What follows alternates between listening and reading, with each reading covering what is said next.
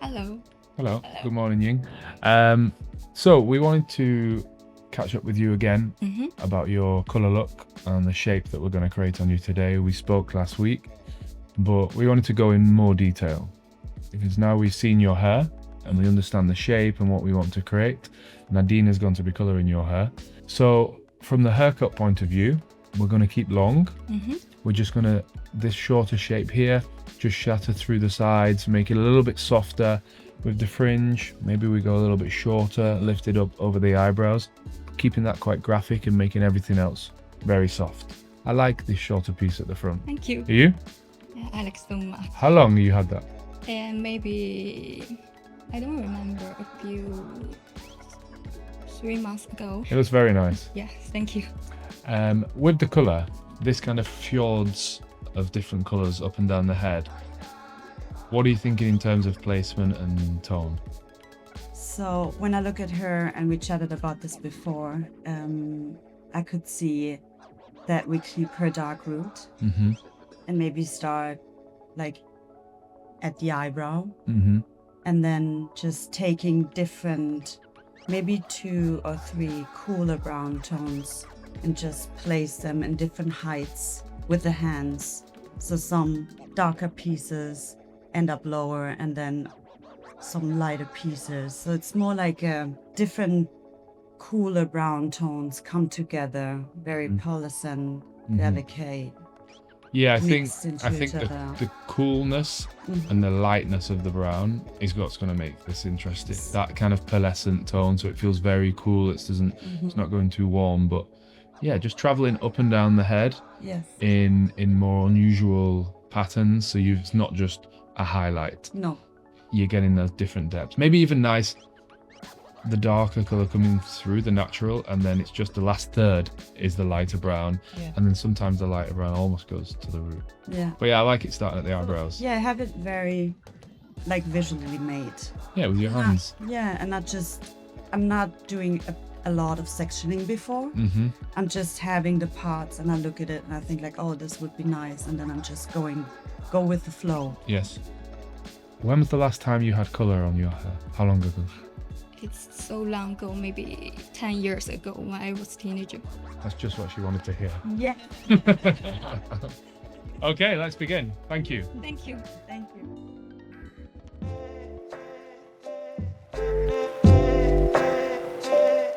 This color story is inspired by fjords, long narrow inlets where shadow blends into light.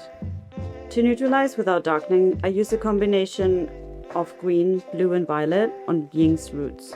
By using a wide tooth comb instead of a brush to work the color into the roots, I achieve a sheer, diffused finish, creating a soft veil of tone on the surface. During application, I follow the natural fall of the hair. I visually, using my fingers, define thinner and thicker triangular sections, deciding which ones transition from dark to light or light to dark. In between, I also place sections that remain entirely in the darker shade to create depth and contrast. Around the face, I selected a few more lighter, bold pieces to enhance Ying's contour and bring the look to life.